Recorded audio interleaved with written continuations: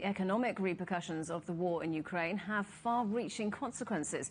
We've talked a lot about the world's volatile energy markets and rising inflation. But the other big commodity shock is steel, with price spikes and potential shortages. Russia's invasion threatens to turn steel into a luxury material. Our business correspondent Juliet Mann explains. Juliet. Thanks, Jamie. Thanks, Robin. Well, we've been bringing you reports on the devastated port city of Mariupol. We know its strategic importance to Russia, but what you might not know is that it was also home to one of the world's largest steel mills, built by Stalin in 1930. So what's been taking place there, the bombing, including destruction of blast furnaces, could be seen as a symbol of how this war has turned the steel market upside down. Skyscrapers, cars, washing machines, railways, steel's a foundation of the modern economy. And prices have surged. Steel in Europe is at an all-time high due to the war in Ukraine, with some types reaching prices above $1,500 a tonne. Take a look, hot-rolled coil up 250% from just before the pandemic. And rebar steel in Europe last week surged to a record $1,200 per tonne, a little bit over that. That's up 150% from late 2019. Well, what does that all mean? Well, consider the average car. The World Steel Association says about 60% of its weight comes from steel. And in cash terms, the cost of that steel has gone up from around $430 to $1,379. And why this spike? Well, Russia's the world's third biggest steel exporter, behind only China and Japan. The EU's already imposed sanctions on some Russian steel sales and most of the country's oligarchs who own large chunks of the Russian steel industry. Plus, the war has all but stopped Ukrainian steel production, and Ukraine is the 8th largest steel exporter. Let's dig into this a little bit more and talk to Jason Kaplan. He's a director for Commodity Analysis and Insight, which is an independent commodity consultancy. Thanks ever so much for coming on the programme, Jason. Look, this price rally is going to be felt everywhere, adding to global inflationary pressures. Is this spike because of the sheer size of the Russian and Ukrainian steel industries?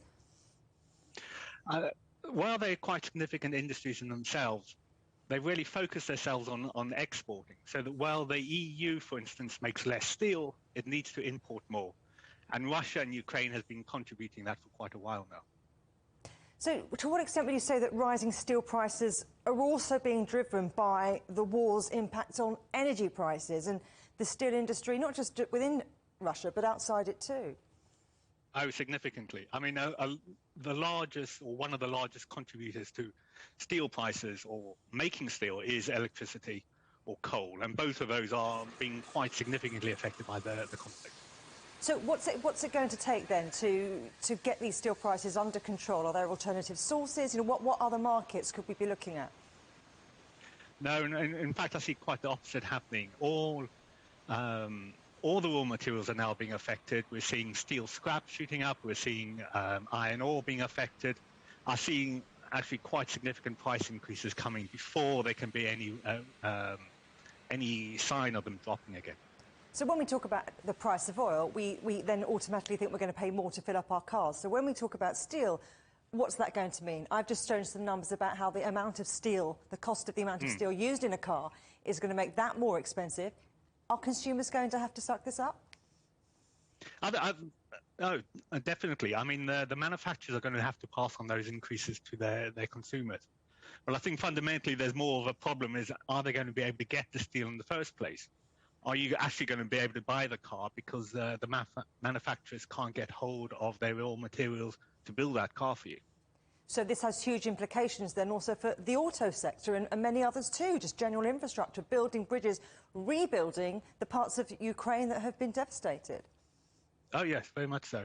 And we're hearing reports of facilities, so steel mills, stainless steel mills, having to stop because they cannot get enough raw materials, or because the price of energy is too much for them to be profitable. So they're just sort of on temporary hiatus. I mean, for central banks, I mean, this steel price boom, it's another inflationary headache, isn't it? Oh, definitely.